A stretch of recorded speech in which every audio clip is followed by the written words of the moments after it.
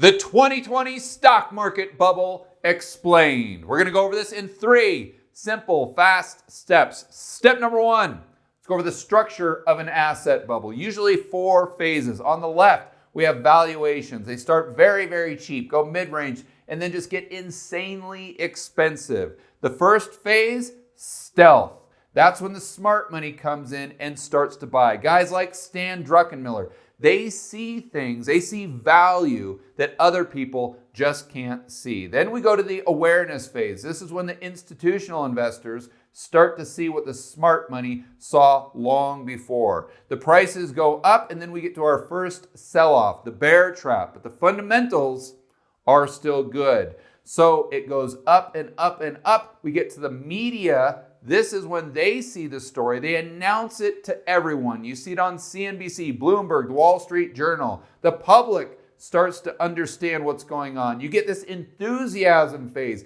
Greed sets in, and then complete and utter delusion. This is when you hear it's a game changer, a paradigm shift. It's a whole new world. Things are different this time. Then, of course, reality sets in. Fundamentals start to take over. The market rolls over. It goes back down. But all the Joe Publics that bought on the way up, they're in complete denial. And they've been told over the last 2 decades that you always buy the dip. You see it on Instagram, YouTube, Twitter. So Joe Public maxes out their credit card. They take their unemployment checks and they go right back in and buy, because that's what smart investors do. The market goes back up and everyone takes a sigh of relief. Phew, thank goodness we're going right back to normal. But all the buyers have blown their load. There's no more buyers left, so the market rolls over again and completely plummets. It can retrace here 50, 60, 70%, but finally the fundamentals take over. So it falls out of bed. We get this fear phase where everyone is freaking out because they've lost all this money. What do I do? But the market continues to go down to capitulation. This is when people are saying, I want nothing to do with the stock market or this XYZ asset class. I was crazy to buy it. Why did I do this? I've lost so much money. I'm never going to buy stocks again for the rest of my life. Everyone knows that stocks always go down. And it's hard for us to even imagine Joe Public saying that right now. But it takes me back to 2012. When I first got into real estate investing, this was the absolute bottom of the real estate market. I went almost all in with rental properties in the Midwest, and everybody was telling me that I was crazy. They said, George, don't you know anything about investing? The real estate market is going to go down for the next decade. You have to be a fool to buy real estate. Everybody knows that real estate prices always go down. A great example of capitulation. But usually prices continue to go down. They get into this despair phase, and that's when the smart money, guys like Druckenmiller, come back in and start to buy from all the dumb money that sold on the way down, and the cycle repeats itself. Step number 2, the components of an asset bubble. There are 2 key components that we've seen throughout history in bubbles going all the way back to the tulip craze. First is leverage and liquidity. Got a chart going back to 1997 all the way to 2018. On the left, we go from 50 billion up to 650 billion. 97 start off about $75 billion, goes up gradually until we get to 99, goes parabolic, as you'd imagine during the dot-com boom. It comes all the way down at flat lines, start to go up again in 2003, until we get to 2006-07, goes parabolic again before the next crash. The GFC hits, it comes all the way down. In 2009 or 10, it starts gradually going up. It goes up and up further till an all-time high that we had in 2018. Since then, I'm sure it's even higher. So as far as margin debt or leverage in the stock market, we can definitely go ahead and check that off the list. But there also needs to be excess liquidity. Right now, we have your drunk, insolvent Uncle Sam spending trillions of currency units into the real economy in the form of these stimulus checks. And this money is going to people like your friend and family member Fred, and of course, Moody the millennial. What are they doing with these stimulus checks? They're going right into the stock market. As an example, let's go right to CNBC. Many Americans used part of their cerveza sickness stimulus check to trade stocks. And that's the headline. We get that. But check out the bullet points. Trading stocks was among the most common uses for the government stimulus checks in nearly every income bracket. People earning between $35,000 and $75,000 annually traded stocks about 90% more than they did just the week prior to receiving the stimulus check. Just like leverage, I think it's extremely safe to go ahead and check liquidity off the list as well. The second component is some sort of innovation, or at least what the public perceives to be innovation. I think there's three things that could fall into this category right now. Believe it or not, first and foremost, the Fed.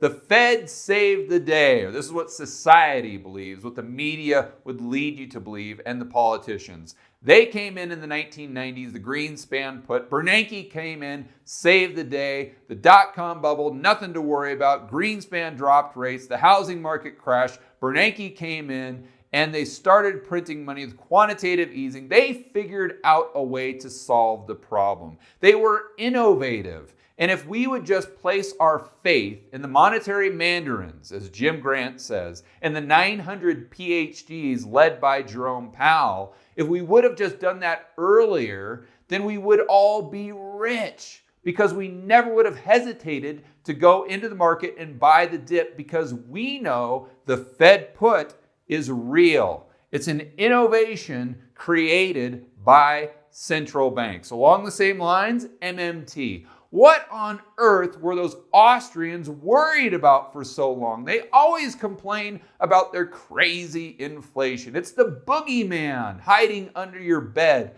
as a little kid. Look at how much money we've printed since 2008. We haven't had a speck of inflation. So we don't have to worry about it anymore. There's absolutely no downside to printing money, and inflation is dead. If we just release the shackles that we've been under for so long, worrying about this crazy inflation, and move on to an enlightened state when we all just realize that the government can print their own money.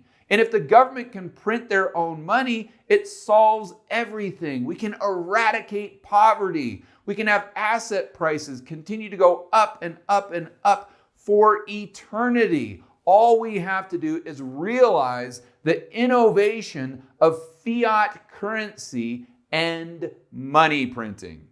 And of course, this is the market saying this, not George Gammon. You guys know that.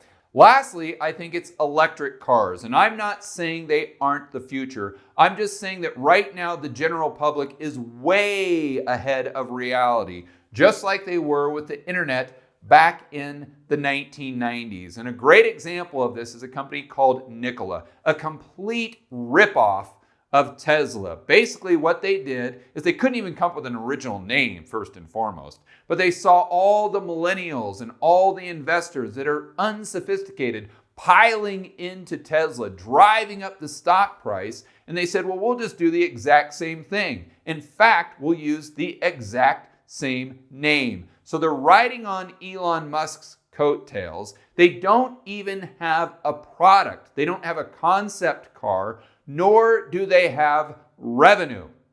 Let me repeat. I didn't say they don't have profit. I said they don't have $1 of revenue. Not even a penny. And this is a company that has a market cap of $30 billion with a B. They have a higher market cap than Ford Motor Company, and they've never generated a penny in revenue. When you combine this with Joe Public taking their unemployment checks from the government going directly into the stock market on margin, levering up and becoming day traders, buying the equity of companies like Hertz that have already filed bankruptcy, you put all these things together, and if they're not clear signals of a stock market bubble, I don't know what is. Step number 3, the psychology of an asset bubble. For this step, we're going to go straight to the internet. We start with the 5 psychological attributes of an asset bubble. And this is courtesy of this fantastic article from TechCrunch. We'll put a link in the description below. It starts with anchoring, and they use an example of gold, but I think it's a lot better to use an example of the stock market as a whole. So let's just replace the word gold with the S&P. So people hear last week the S&P was at 1,500. This week it's at 1,000. They automatically assume it's cheap. And if next week they hear the S&P has gone to 2,000, they automatically think it's expensive. Basically, their analysis is strictly focused on price instead of value. This is something I preach till I'm blue in the face. You guys that have watched my videos or follow me on Twitter, you know that I'm constantly talking about value instead of price. Hindsight bias. We overestimate our ability to predict the future based on the recent past. Boy, oh boy, is that ever true. Confirmation bias. We selectively seek information that supports our existing theories, and we ignore dispute information that disproves those theories. In other words, we get into this echo chamber and we refuse to hear anyone talk that isn't aligned with exactly what we're saying. This is extremely dangerous, but we see it all the time in bubbles. Herd behavior, and we are seeing that to an extreme right now with all these people taking their unemployment checks and buying the dip. We are biologically wired to mimic the actions of the larger group. While this behavior allows us to quickly absorb and react based on the intelligence of the group as a whole, it can also lead to self-reinforcing cycles of aggregate behavior. This, I think, is the core reason why asset bubbles exist. And lastly, overconfidence. We tend to overestimate our intelligence. Boy, do I agree with that. And capabilities relative to others. And the article sums things up beautifully. Ironically, the combination of these traits predictably leads to these 4 words. It's different this time. And because of those attributes and human psychology, I'm under the belief that the market will always hurt the maximum amount of people. If you go back to the tech boom, we know that everyone was piling in. The taxi drivers, the construction workers, the teachers, everybody was buying tech stocks. The market lures them in with that greed, and then it completely collapses. The exact same thing in the housing bubble. Everybody was getting rich with real estate. The shoe shine boy, and I guess that might have been the 1920s. You'd go to cocktail parties and your friends were talking about it. You'd go to dinner and the waiter would have just purchased a condo and already made $100,000 on paper. You get into that Uber ride and sure enough, your driver's talking about how they just made a killing in real estate. Again, the market draws everyone in through that FOMO and then collapses.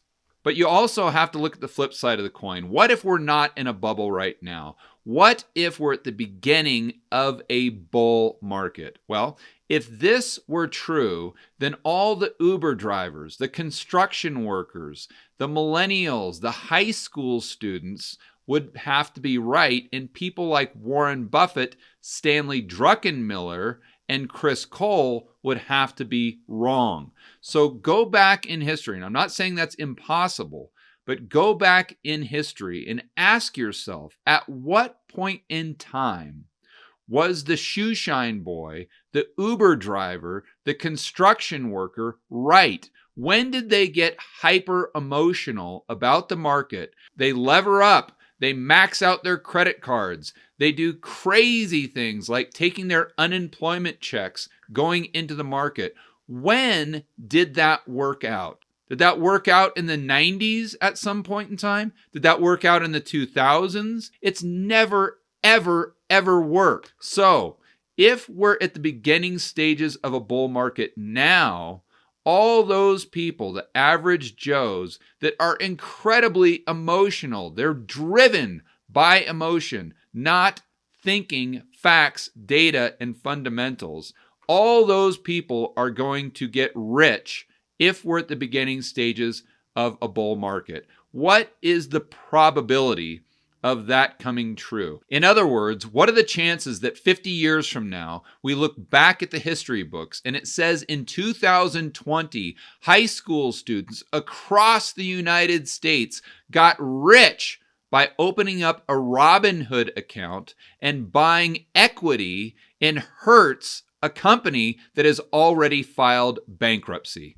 I always say there are no certainties, there are only probabilities. But if I had to bet on one thing being certain, I would definitely bet that you won't be reading that in future history books. I'm sure most of you are saying, yeah, George, I get it. I understand. We're in a massive stock market bubble right now in 2020. But what am I supposed to do about it? I need solutions. For that, I got you covered. Don't worry about it. But you're going to have to stay tuned until tomorrow's video, where I dive into my very best investment advice. For more content that'll help you build wealth and thrive in a world of out-of-control central banks and big governments, check out this playlist right here, and I will see you on the next video.